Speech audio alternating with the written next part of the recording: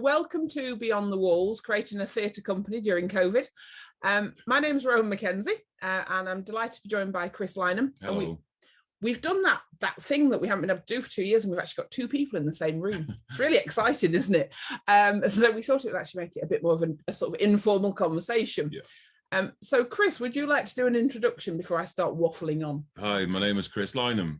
I live up in Sheffield here in the UK. I'm a local poet and a writer. I work for a homeless charity, and I was one of the actors involved in our first production. I played Macbeth.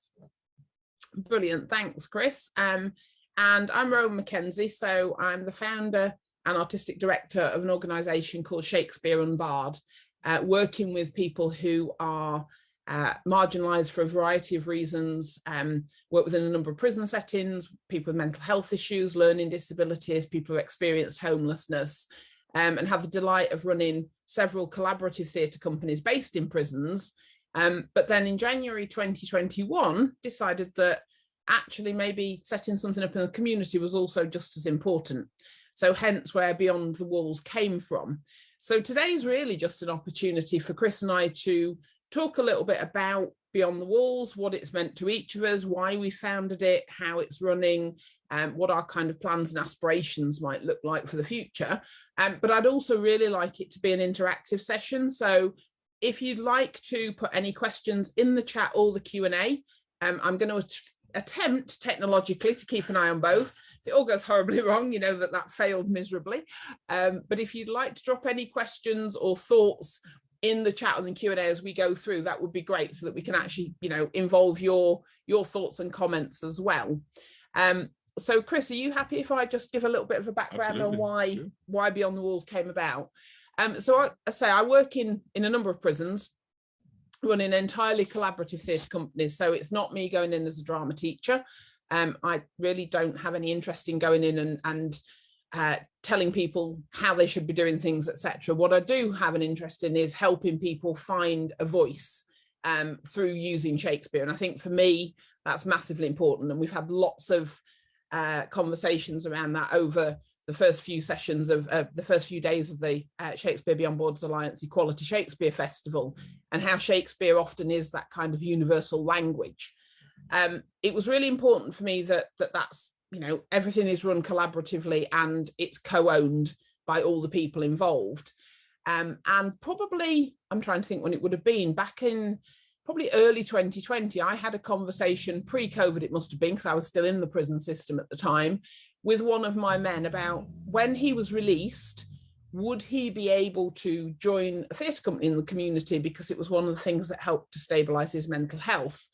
And the honest answer had to be no, because that particular individual, who is still currently serving his sentence, was sentenced for a sexual offence, and therefore when he disclosed that, the chances were that a community theatre company wouldn't allow him to be a member. That got me thinking, well, actually, what is available for people as they leave the prison system, and how do we support people through the gate?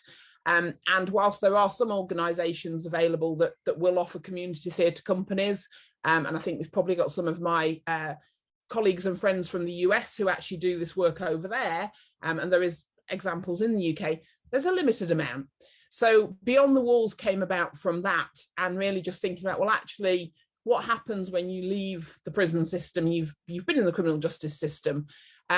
So great timing, I have to say. I'm still very proud of the fact that we had our very first rehearsal as lockdown number 3 was announced. So I think we got 20 minutes in before discovering what we were then doing was actually no longer allowed. But we won't worry about that. The only thing I'm slightly disappointed about is we had no cheese or wine at the event.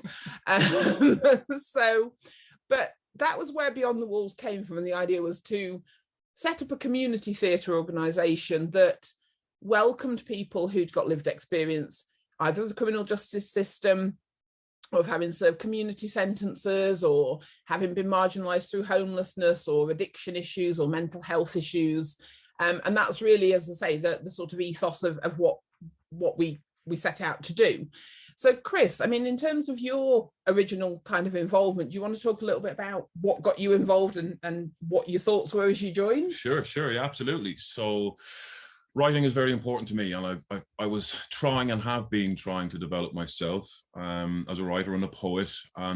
Acting is always something that I've loved. It's always a thought that I've had that I would love to be involved. I have a past, however. 2017, I got released from prison, and yeah, having that tag and that moniker above one's head, to take part in a theatre production company such as any would be incredibly fraught with difficulties. Having to declare a criminal past, or even just having a criminal past. Unfortunately, we live in quite a judgmental society, rightly or wrongly, and certain doors would have been closed to me.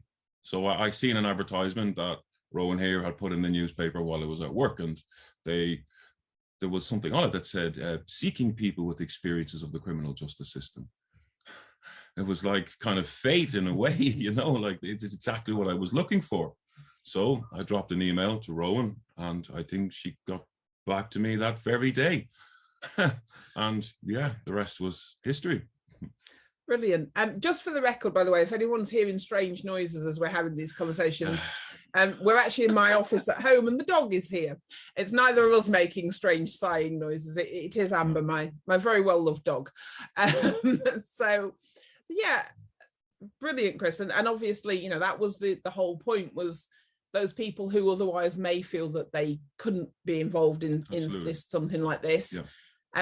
I mean, I've seen firsthand from the work I do inside the difference that theatre and that acting can make to people in terms of not just their self-confidence, but a whole range of transferable skills in terms of public speaking and in terms of memory through line learning and teamwork and collaboration, and the list goes on and on and on. So to be able to sort of bring that out into the community for people who often will have probably less support once they're released than they maybe would have had in the prison system, was really important to me. And that's really where the idea came from. But very much I wanted it to be a collaborative effort and not this is my theatre company and other people can join. I think we've achieved that relatively well, haven't we? Yes, we did. So we got together, and I think we had a few challenges along the way, didn't we, for the first few months? Oh, indeed. Because given that we were back in a lockdown, we had to do everything via Zoom, which is not an ideal medium to form any kind of organisation at all, and especially for people who often were probably finding technology very difficult and saying nothing. And we had, we've had other members of the group, one of whom we had to get a variation on his license conditions because he wasn't allowed access to technology. So we had to get that approved through probation to say, yes, he could join, because actually it was a sort of approved activity that he was undertaking. But I mean, again, in terms of what was your experience, Chris, in terms of Shakespeare and what you were sort of thinking was going to be involved in Beyond the Walls, or what your hopes were for it, I guess? Well, I didn't really know what I hoped. The only thing I'd known about Shakespeare was that which is almost forced upon students in school. You know, it's part of a curriculum. It's something you just have to get through. I never realized how stirring to my soul Shakespeare would be, how beautiful. And I fell in love with the man's work very quickly. It opened up a whole new world of possibilities for me. And personally for myself, not just my criminal past, I'm a recovering addict and an alcoholic, and I've struggled all my life with my mental health. I've also had undiagnosed autism up until 2 years ago. I was undiagnosed. I'm clean and sober now, but these are struggles that remain with me today. And the process of acting has helped me to know more about parts of myself. Yeah, and I know obviously we've spoken previous to this about some of the ways that's helped. I don't know if you're happy to share a little bit more about kind of your past and what has helped you with in terms of the process we've gone through. Absolutely. So I'm very, very open to talk about my past. I had a troubled childhood. I had an abusive childhood. Then I had some military service, which in retrospect probably wasn't the wisest decision for an already troubled young man. And that led me down some dark paths, PTSD, and then struggles with drugs and alcohol. That culminated in finally just throwing my life away to heroin and crack cocaine. I was a homeless, drug-using addict. I was mentally ill.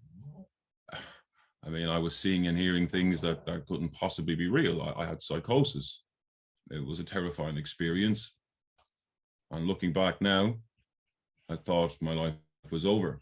I thought this was it for me. This is as far as you go. I've always struggled with my emotions, especially emotional regulation. And even though now I've come out the other side, I still struggle with them. I use drugs and alcohol to help me with these struggles. And now that the drugs and alcohol are no longer a part of my life, I have to try and adopt and learn new strategies to help me cope. I've never really understood properly the subtle nuances of emotions.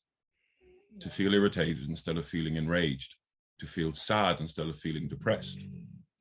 Being able to explore the character and experience the other characters of my fellow actors, it's helped me make enormous sense of sometimes the inner turmoil that I do feel.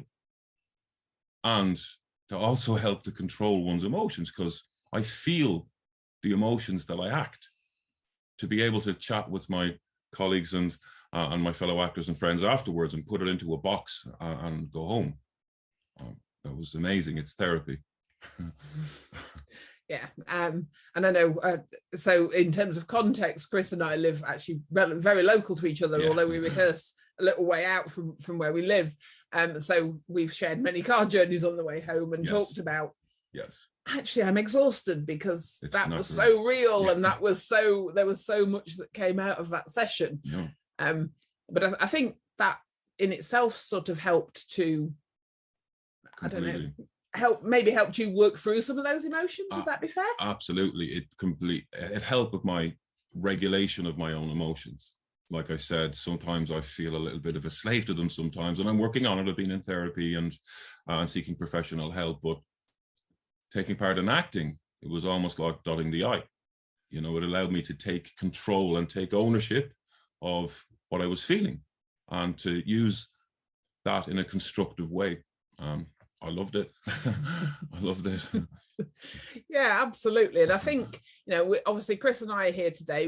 We've had, you know, there's been other people involved in the performance and other people involved throughout, you know, the journey that we've been on for probably longer than we hoped we'd be before we made Macbeth into what ended up being a filmed version, thanks to the delights of COVID and the never-ending amount of issues we had that just sort of made things a lot slower than we'd got planned, wasn't it? Yeah, just a little bit. Although with hindsight, there's an element of the fact that actually having that time and that space to work on it and rework it and think about it actually was great. I think it allowed us to build up more of a bond, spending that much time together and getting to know each other as people, which helps when you're acting. Yeah, absolutely. And I think there's a big thing about trust as well. Completely. And I personally, I find that a lot. I mean, the first 2 days of this week I've spent in prisons, and the amount of trust that you have to have with your fellow actors is phenomenal. But I think it's safe to say, and obviously you have lived experience of being in prison. I spent a lot of time in there, but actually trust is something that's so difficult to find in a prison environment, isn't it? Completely. Trust is very dangerous. You know, there's a lot of wonderful people in prison, but there's a lot of criminals in prison. Funny, really. Yeah. And making yourself vulnerable, I guess, is a big thing. It's something that... It's something you don't do. No. Yeah.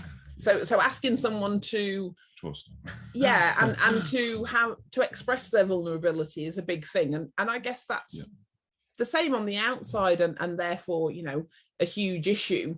And I think that's safe to say probably took us longer to build that trust because we were using technology initially. And let's be realistic, that's not the ideal medium, is it? No, it isn't. I mean, it was great when we discovered that actually these people that we were working with actually existed outside of small boxes. Yeah, they were real. And they got like legs and everything, and they could move. And they weren't just, sort of heads and torsos in little frames. But no, it's been an amazing journey. And, obviously we're continuing to look to grow and to continue to develop and to look at ideally what we're hoping to do. And we've got some interest from some of the connections in the prison system, was to build on some of those connections that I have within the criminal justice system. And actually what we'd like to do with our next production is to take it on tour to some of those prisons, because I think there'd be something great about that. I mean, what's your thoughts on that, Chris? I think that would be amazing. I personally would, from my own personal perspective, I have been trying to get back into prison from the other side. There's a lot of people in there who would benefit greatly from what we do. And I would love to connect with them on the level that they are at. I understand the environment they're in and what they're going through. Prison can change you, but you have to want to change. It is quite a Spartan place. It's quite a desolate place, and there isn't a lot of hope and light in there. A place to be vulnerable and a place of hope and light. That's life-changing in a place like that, I think. Yeah. And I think being able to go in and share with the men and women inside that actually this is run collaboratively. This isn't about, this is my project and I run it a certain way. This is yours. We all have I think that is something, and certainly when I talk to men inside, I work mainly in the male estate, even those who are not anywhere near release, or that won't be released anywhere near where we're based in South Yorkshire, are really keen to find out more about potential engagement. And I've had several have asked me if I can find them a theatre company local to them that they could potentially join, or they can get in contact with, etc., which is great. And I think it helps to breed that sense of hope. Completely. I just wonder whether it would be good. I'm desperately trying to keep an eye on the chat as well. And I know, Mo, you've kindly added about the fact that finding out about Beyond the Walls and that it is right on your doorstep is exciting. I don't think you need to be at all embarrassed about not having found out about it sooner. But obviously, it would be great to pick up with you, and I'm more than happy to get in contact after the event if you want to send details across, or I'm happy to share my email address. I'll pop it in the chat at some point. Then if anybody does want to contact me, I'm happy for anyone to get in touch directly. That's not a problem. Just wonder, Chris, because obviously our first production was Macbeth, and a lot of the inspiration for how we tackled Macbeth came from yourself. So do you want to talk a little bit about kind of our approach to that? Sure. So in the original Macbeth, he has an encounter with 3 witches. We wanted to try and have a little bit of our own spin upon it, make it a bit more real. So we replaced the witches with psychosis. Now, I've already told you guys about my past. I've been through a couple of things before in my life that I found difficult, prison, military service, stuff like that. Psychosis was the most terrifying thing I've ever been through in my life. Even now, 6 years later, I still struggle to say psychosis. I know it was. I know it's completely irrational, but it was so utterly real to me. It was terrifying and horrifying, and it just sucked my soul. It was the most horrific thing I've ever experienced, and we wanted to try and convey to the best of our experience and our abilities the helplessness of the experience to the audience. So we've replaced the witches as voices inside Macbeth's head. So at particularly stressful and emotional times during the performance, they kind of rise to a crescendo.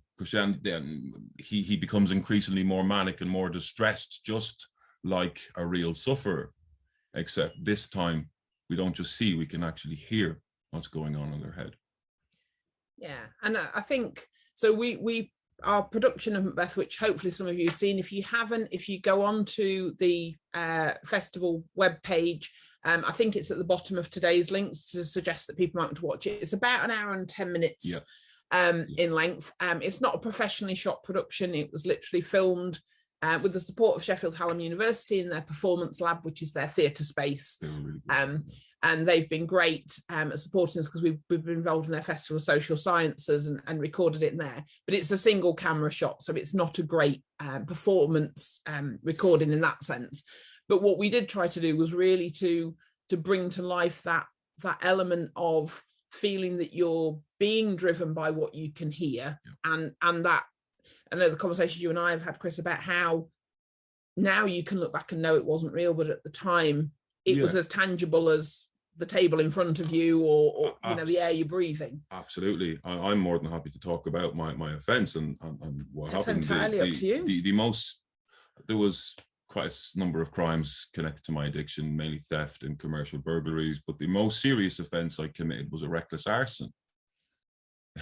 It sounds completely illogical and insane to say this now, but I don't know if you guys have ever seen the movie The Truman Show. I thought I was in The Truman Show. I was following clues and hints and delusions. And I accidentally set a fire in a property. And I almost killed people. I almost hurt 6 people. I made them homeless. I terrified them. I was driven by delusions. That's something that I struggle with to this day.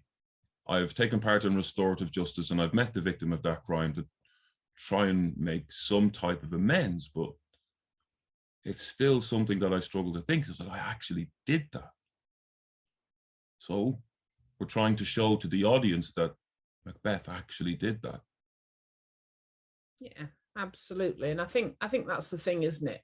You know, and I've performed, we've performed Macbeth in a number of prisons over the years in very different contexts. One, you know, set in a traditional Scottish castle, working in one prison where actually they set it in a modern theatre company, and it was a very different setting. But I think the whole ethos of Beyond the Walls was actually, you know, engaging Shakespeare and our own lived experiences and how that worked best. And what that did give us the opportunity to do as well. So there's I know, Anthony, you've asked about how many were in the cast of Macbeth, and were cast members similar in background to Chris. So in the actual recording that you see, there are 3 of us. And so it's a very pared down version of Macbeth with lots of doubling of roles, etc. And that was done partly due to practicalities. If you're going to set up a theatre company during COVID, it's probably not the best of times. And I think it's also really important to acknowledge, and I'll come back to this in a moment, but in terms of the difficulties of recruiting people into this kind of work, and you know, I'll talk about that in a second. But in terms of the actual cast, so there were 3 of us who actually recorded it. There've been other people involved who've then, for whatever reasons, you know, maybe decided that they weren't in a place that they wanted to remain involved in the group, which is absolutely fine. And, you know, we've wished them the very best. And that is something where they might return to us at some point in the future when they're at a point in their own life where that feels like the right thing to do. What we did do is I was very keen, and personally, I'd found a lot of, I guess, emotional sustenance from the Shakespeare in Prisons network, which I'm a part of, which is a lot of people who are US based, who do prison practitioner work over there, and lots of returned citizens from the US and other people. And during COVID, when we obviously none of us were able to go into our prisons, we did a lot of play readings together as a group to, I guess, keep some of that passion and emotion of what we do and why we do it alive. So I'd suggested the idea when we talked about the idea of having the witches as voices, that could we involve those people as the voices? So we've actually got voices from around the globe. So we've got returned citizens from Australia and from America, and we've got practitioners from across America who've all recorded their own sort of whispers of Macbeth and you know, Macbeth shall sleep no more and all of the prophecies and so on. And I think for me that was great because it was a good way of being able to make that available, and make sort of be able to work internationally that probably pre-COVID we never would have thought of, because we'd have done this recording, or we've worked on performance, but it would have been live productions. And I think there's something nice about the fact that we were able to involve colleagues and friends from around the world in that as well. I think it replicates pretty well the chaos, the terrifying and debilitating and distracting chaos of psychosis. Yeah, absolutely. And I think that's been a great thing. And one of the things, so I just wanted to talk briefly about kind of the difficulties, I guess, of working in COVID, but also working more widely. And there'll be people on the, listening in today, I'm sure, that have got experience of being facilitators and organisers of theatre companies for people who are coming out of the prison system. It's actually very challenging because, and obviously you've been out of prison a while before you started working with me. Yeah. But when you first come out, life is often very chaotic. Very, very. The most vulnerable part for a prisoner is being released from prison, like Rowan has just alluded to. You could have spent a couple of years, maybe decades, just getting your emotions sorted, maybe getting clean from drugs and alcohol. The world has moved on, technology has advanced, and oftentimes you're released, alienated from your family, particularly in certain crimes, and you're released with £47, and that's it. Myself, I was released homeless. So 2 years of sorting out my mental health, getting clean of drugs and alcohol, and I was released onto the street with £47. And luckily, I had some people who took a risk and helped me, but you need some focus when you leave. I had a job waiting for me when I get out, but I am in a tiny minority.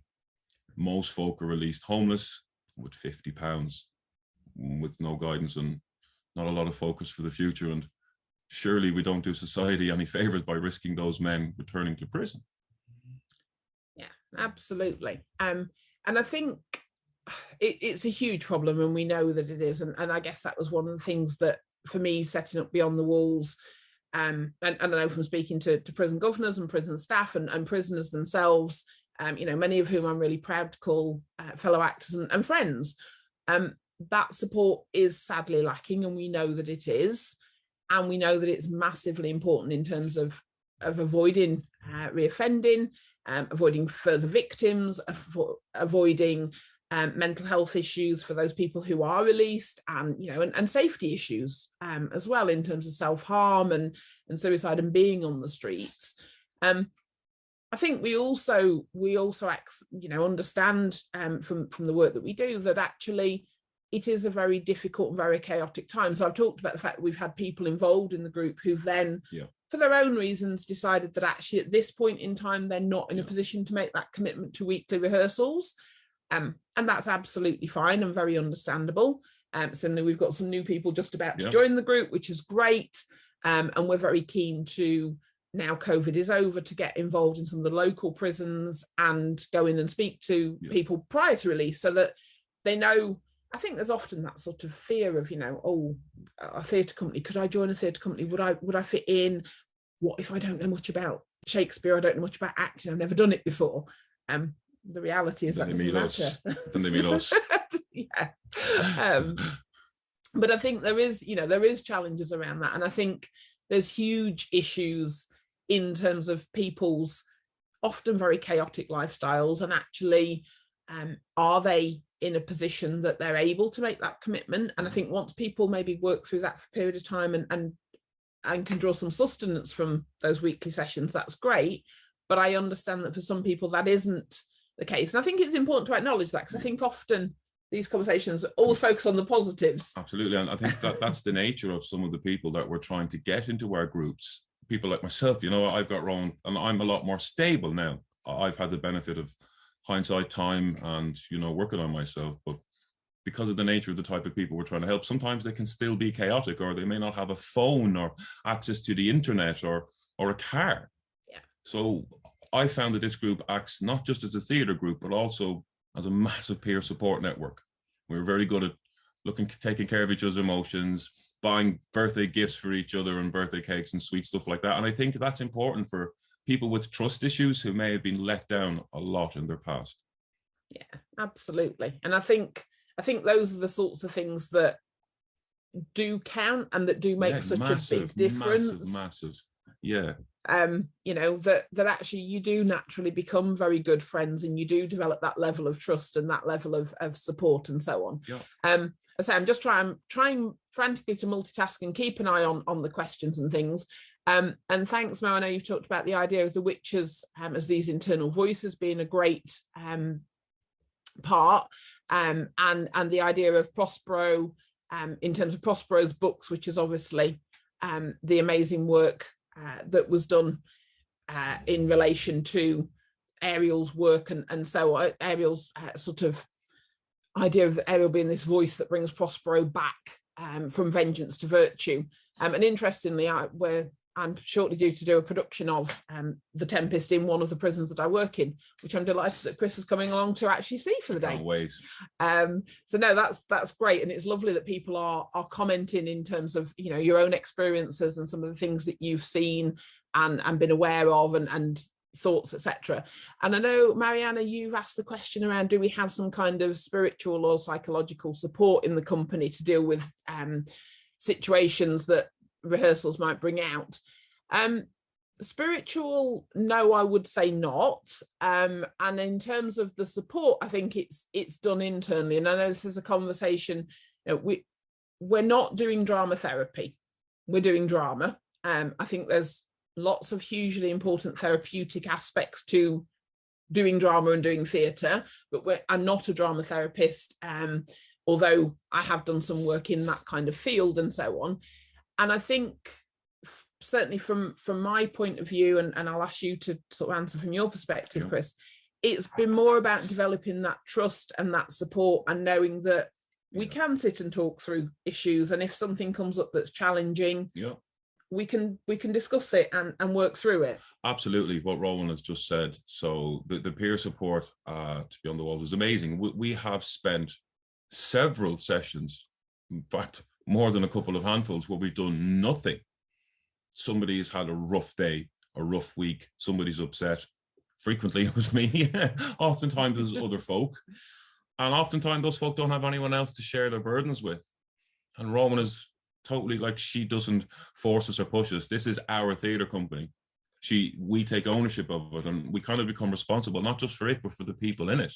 And it's just really sweet, you know, some folk who just want to talk to us one event, and they can come and just tell us about the lousy week they've just had, and we'll drink some coffee or tea and eat some crisps and food that she kept bringing. And yeah, it's just lovely. And then we go home.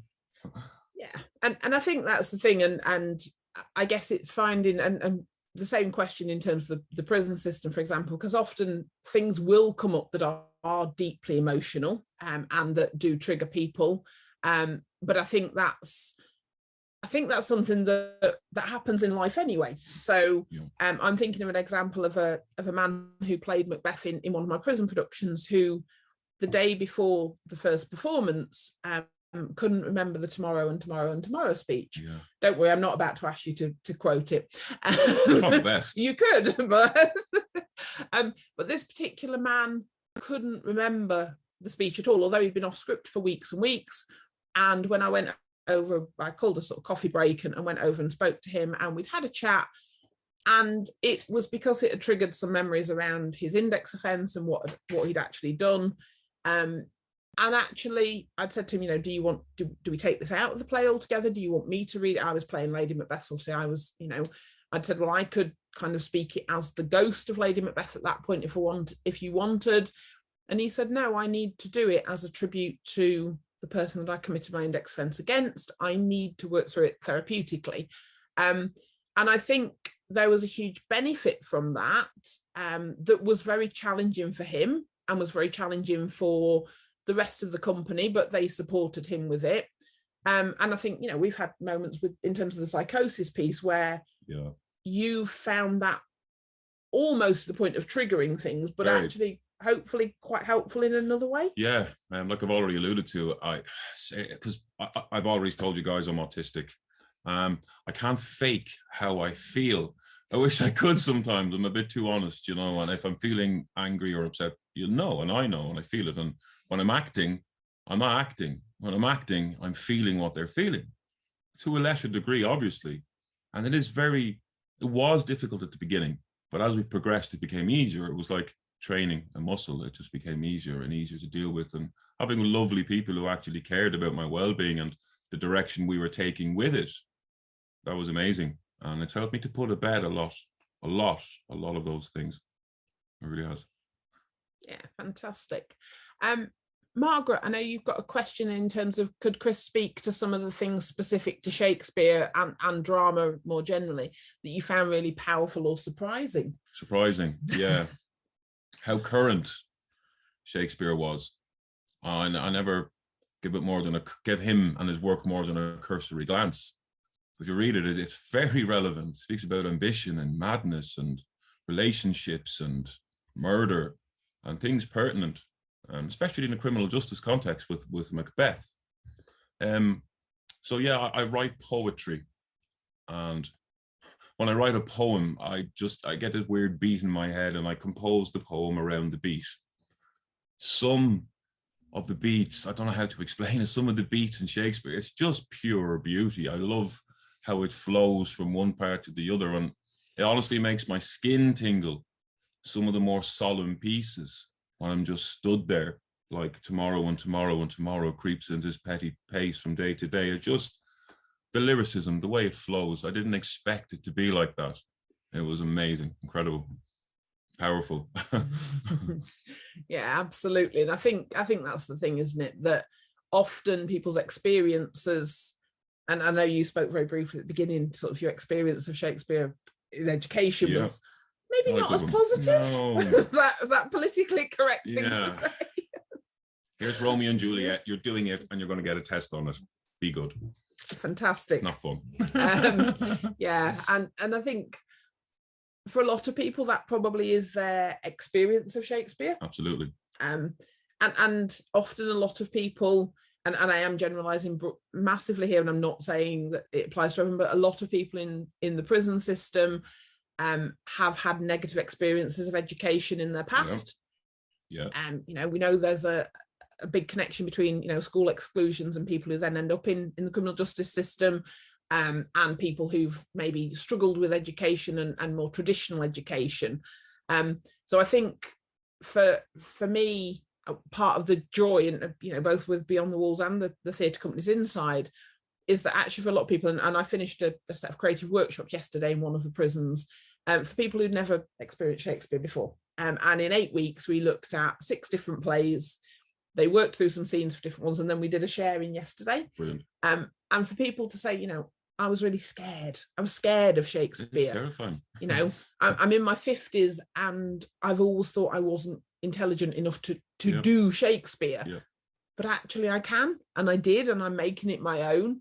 I think that's really wonderful to be a part of igniting that, that passion, that desire to maybe learn more about it and to see it as relevant. And the themes, they're so human and so relatable.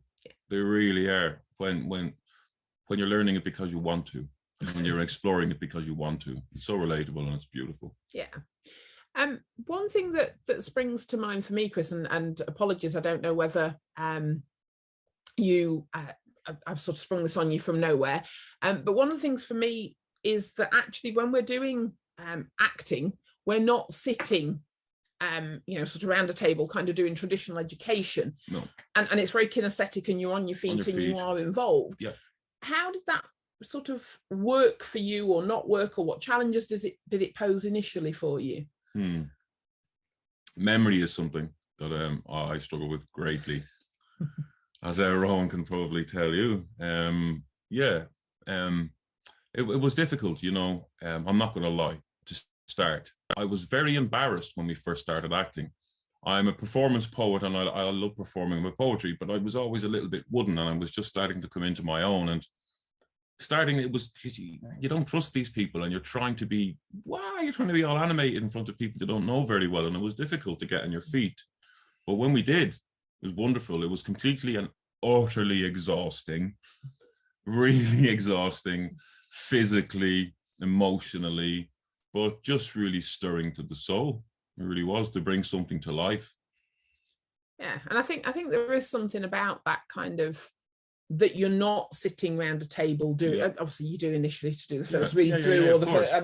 And that was probably one of the things that was really difficult through Zoom, because it's kind of like, we can't really do much other than sit, especially when you're learning to act. Because how do you learn to act behind a camera in your own, your own environment when there's nobody else there?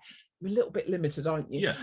There's nobody screaming in your face. It's a lot different. Yeah. I mean, the tension between Macbeth and Lady Macbeth really didn't happen when it was through technology, was it?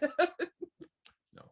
And also, I mean, the daggers were a long way away from me at that point in time when I saw them. Yeah. But I think there is something, joking aside, about that kind of being on your feet and that physicality.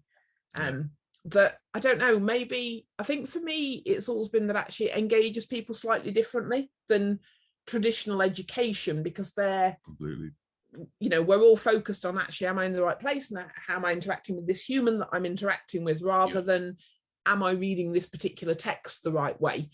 You tend to absorb it more when you're having fun. Yes.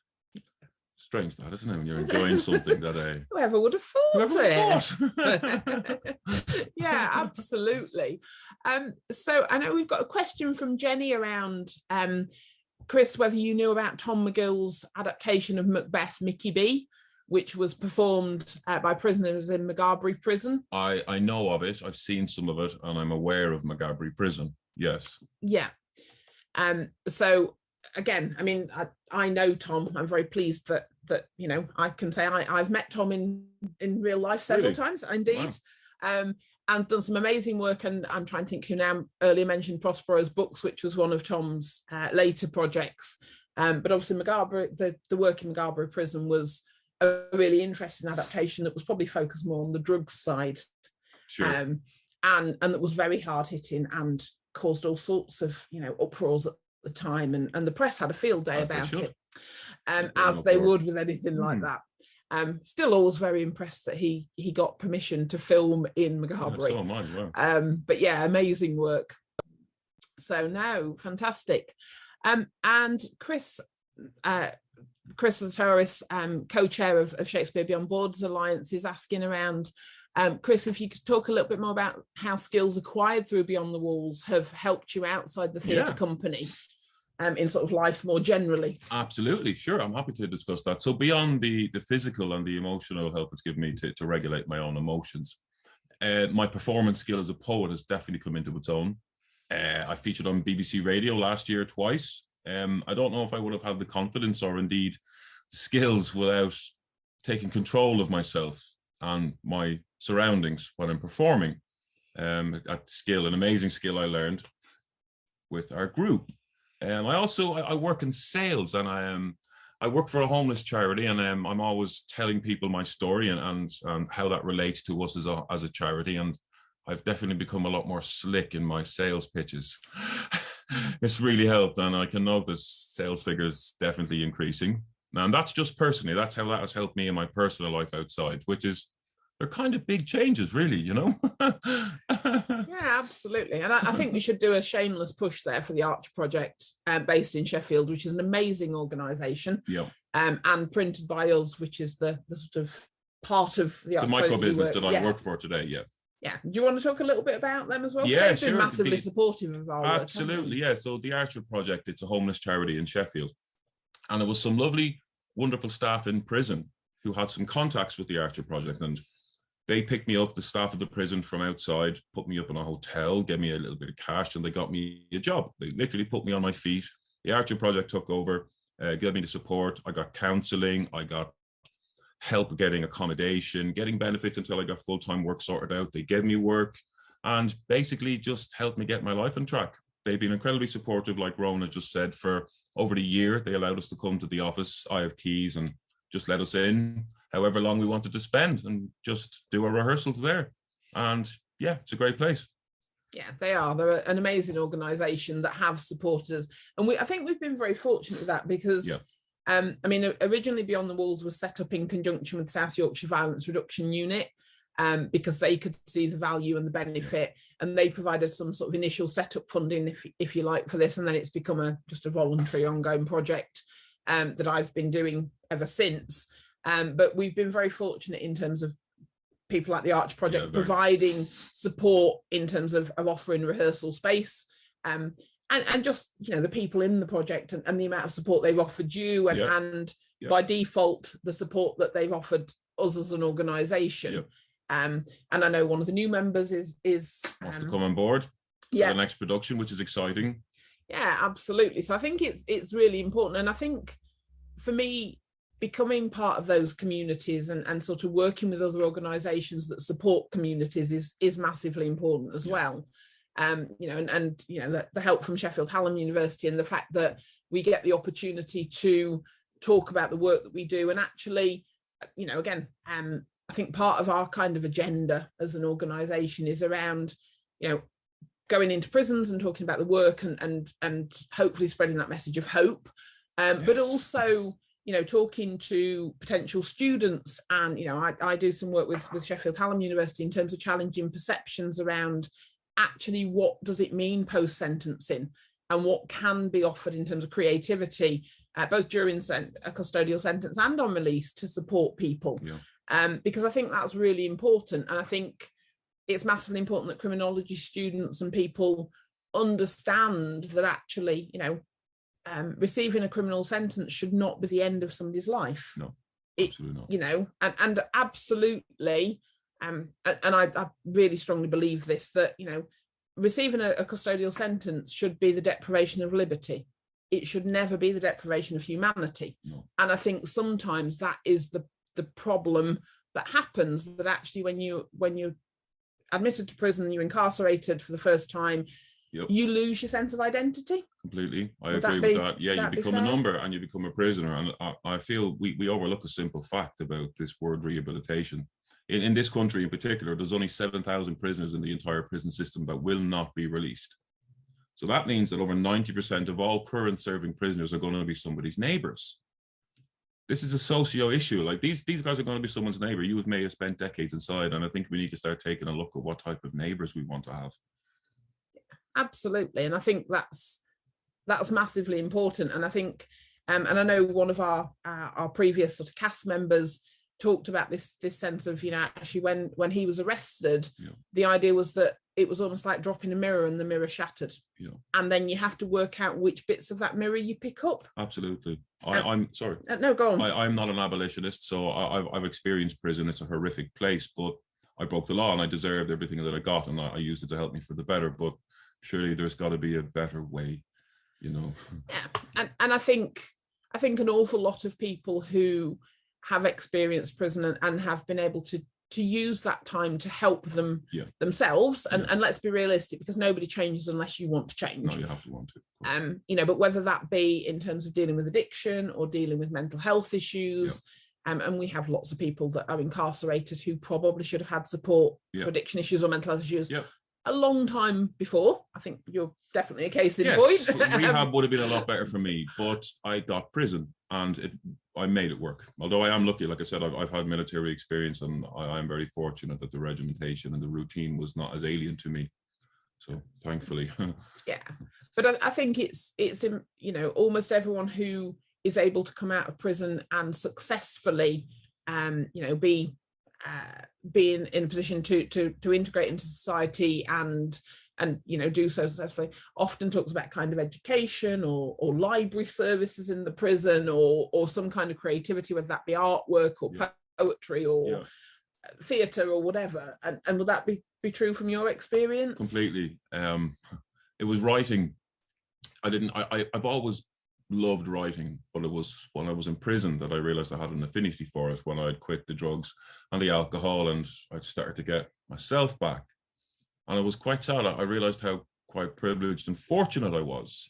Writing and literacy has always been my area of special interest. And even when dark stuff was going on in my youth, I would engage myself and melt into the current book that I was reading. And I attended a training course by a charitable group called the Shannon Trust, where I became a reading and writing mentor. And they said that statistically up to 70%, I don't know what truth this is now 4 or 5 years later, up to 70% of folks behind bars have literacy issues. Surely that's got to be one of the contributing factors for them being behind bars in the first place. So yeah, I think the fact that you could learn to read or change your life or anything inside, it can change your life, but it needs to be provisioned. And what Rowan does, what we do, it's ideal. Yeah, absolutely. And I think, I don't know what the exact figure is today, but it's not a million miles off. I know, my PhD was finished at the beginning of last year. it's still around that mark. Wow. It's still over 2/3. And you know, Make you wonder. we've got the other issues around, you know, it's difficult to know how many people have learning disabilities, or actually their literacy issues are simply because they maybe didn't spend much time in school, or were excluded. You know, the undiagnosed mental health issues and so on and so forth. And we know there's a massive problem. And an awful lot of the people that are involved in the theatre companies, both beyond the walls and the ones inside, are people who will talk about the fact they've got learning disabilities, or that literacy has been a problem for them. There are a vast majority who are not, though. Yeah, absolutely. And I think we need to, you know, hopefully what we do enables some people to join. And again, think of one of our fellow cast members who talked about the impact of her dyslexia, and that when she mentioned that and said, oh, could I email her the script so she could print it off herself on coloured paper, I said, oh, that's fine, I've got coloured paper at home to print it on for you. Because actually that's just one of the things that, if you work in this environment, should be second nature, because actually for an awful lot of people, reading it off blue or yellow or red paper makes it much easier to read. But I think sometimes it's that, I don't know, maybe that sort of, do I want to admit that because it makes me look vulnerable? Yes, completely. So yeah, absolutely.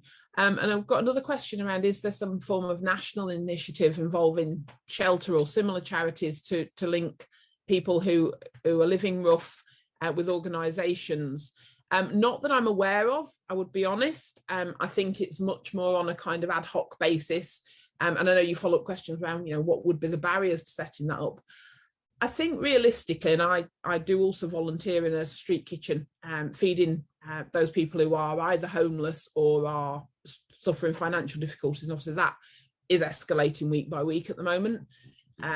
We're currently feeding between 80 and 90 people a week in one small town, because they don't have the money to buy food. But I think that there is the issues around the kind of chaotic lifestyles and what does happen.